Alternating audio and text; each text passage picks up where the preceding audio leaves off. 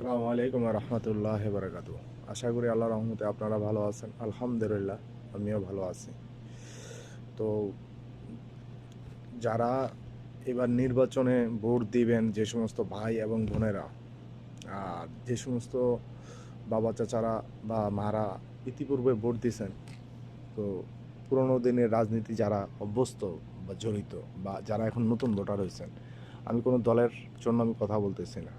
আপনি আপনার ভোট আপনার সেই এলাকার মানুষেরই দিবেন, বা সেই প্রতিনিধিরে দিবেন, জনপ্রতিনিধি যিনি আপনার সৎ, যার বিরুদ্ধে কোনো দুর্নীতির অভিযোগ নাই, যার বিরুদ্ধে কোনো ঋণ খেলাপি নাই, যার বিরুদ্ধে কোনো চাঁদাবাজি নাই, যার বিরুদ্ধে সে জামাত হইতে তা না।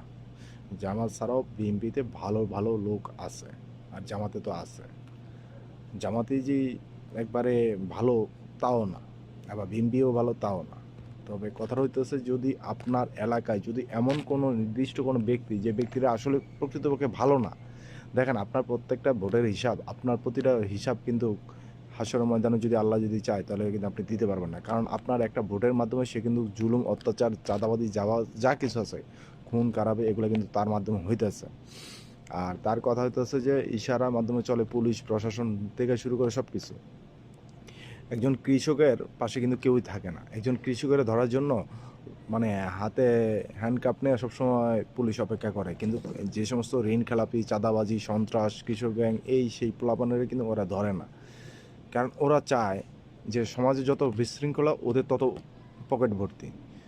আর সেই সমস্ত বাবা মার উচিত, যে সমস্ত বাবা মা তার সন্তানের জন্য আপনার এই সন্তানের ভবিষ্যৎ আপনারাই অন্ধকার করতেছেন। কীভাবে আপনি জানেন আপনার সন্তান ভালো না, আপনার সন্তান এই সন্ত্রাসী করতেছে, এই অপকর্মের সাথে জড়িত। দয়া করে আপনি আপনার সন্তানের যদি আপনি মানুষ না করতে পারেন, তাহলে মনে রাখেন হাসর ময়দানে আপনি যখন কবরে যাবেন, হাসর ময়দান তো বহুত দূর, আপনি যখন কবরে যাবেন তার হিসাব কিন্তু আপনার দিতে হইব, সে যে কোনো ধর্মের হোক। আর সবচেয়ে বড় কথা হইতেছে যে আপনারা তাকে ভোট দিবেন যে যোগ্য প্রার্থী।